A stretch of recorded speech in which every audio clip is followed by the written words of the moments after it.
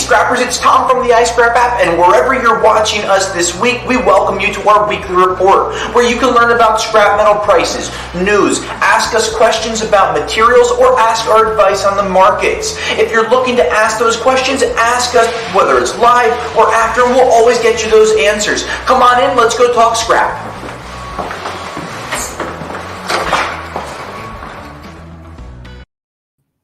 Hey Scrappers, Tom from the iScrap app, and today is Wednesday, November 17th, 2021. Here we are, a short 8 days before Turkey Day, and hopefully you guys are getting stuffed with some good prices at your local yards. Don't forget, use the iScrap app to find prices, report prices, and learn about the markets. That's why we're here. You know, we have our new editions of buy, sell, or hold, really hold or sell. And of course, this week we're going to talk about some of those, as well as talking about different market news. But first, we want to thank. Just have a question to start the Oh, we got a question. Oh, okay. Sorry, I thought I just stopped. Go ahead. No, we have a question. Oh, okay, great. What's aluminum 5182 grade worth per pound? So Can't find a price anywhere. So generally, when you have weird grades like that, you need to go with a default grade. A 5182 aluminum is more like a sheet aluminum. It's like a potluck where it has a bunch of stuff mixed together. So go with an aluminum grading. That grade doesn't sound completely correct. Generally, they're much cleaner numbers: 6000 series, 6061, 6063. It follows a pattern 5052. So you might want to check that grading on aluminum before you try to find a real hard price on it. But here we are. We want to thank a lot of the people that are Patreon supporters, giving us the ability to make more of these videos, our weekly videos, our reports, different tutorials. So if there's things that you want to learn about by becoming a Patreon supporter, we give you the ability to have a little heavier influence on some of the things that we're working with and working on week to week, month to month. But here we are, we're talking about holding and selling materials. This week, I would advise holding onto things like copper and brass. We've seen the copper prices drop about 18 cents this week. I'm actually going to be lowering the prices at my scrapyard after I record this, because we saw 3 days of price decreases in a row. Not completely surprising going into the holiday season.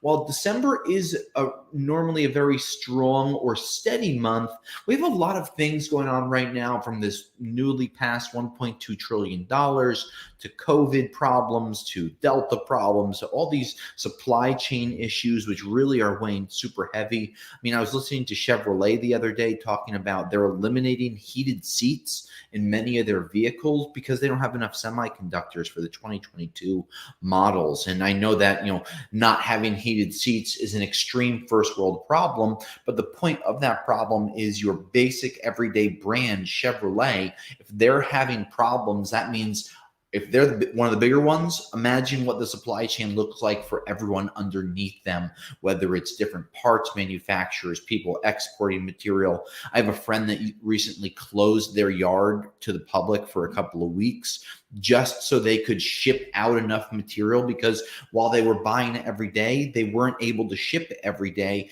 And it's really causing problems, which is one of the reasons that we're seeing some of these copper prices decreasing. A lot of things aren't even making their way to the ports, both from the export or the import market. So these problems are not going anywhere. And we have a lot of people in Washington to thank for that. But we're looking at the markets and we're saying right now you might want to hold on to copper. I think that we're going to have a nice copper push in the first 3 months of 2022. But going into Christmas, of course, if you need the money, by all means, copper prices are still really high. I think one of the things that we don't think about, once we are now in a $4 range for copper trading for 6, 8, 10 months in a row, you get a little, I don't know, calloused till price is lower than you've seen. You know, oh, I'm going to hold on to them. We hear that in the catalytic converter world all the time. Like, I'm going to hold on to my cats. Well, the prices we saw in May and June of 2021 were aberrations. Those prices have never happened before. People got used to prices for 2 months. Market goes down 30, 40%, which is a little bit what's happening with copper. We're down, you know, 5 to 10% in the last few weeks. Those are the things that influence people's opinions, and they don't look at the bigger picture in more of a historical point of view than they do just kind of prices that you have today. So just something to keep in mind. Brass, we tell you to hold brass, of course, because it corresponds with the copper prices. But I do suggest selling things like insulated copper wire, your lower grades of wire. That is only going to become harder to export.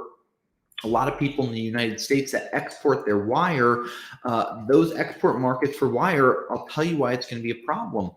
If they can't ship out normal loads of Bear Bright and number one tubing and high grade loads of copper, they are not going to waste their time shipping out low grade loads of copper. So what's going to happen is a lot of the lower grades of copper, your regular wires, your computer wires, even your Romexes that you might bring to your scrapyard, pretty much 65% recovery and below, you're going to see a bit of a backlog.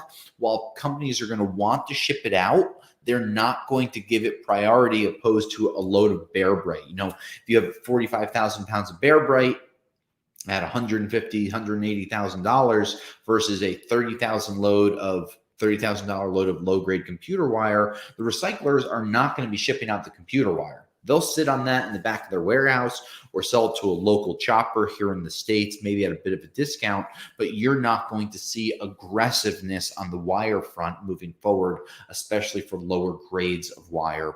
Aluminum prices have remained relatively strong, and that's why I tell you to sell those as well. So these are a couple of things to keep in mind. Now, on the catalytic converter side of things, over the last few days, I've been talking to hundreds of people about catalytic converters, their experiences, and here we are. We have very strong markets right now. Platinum is up, palladium is up, rhodium hit $14,000 an ounce again.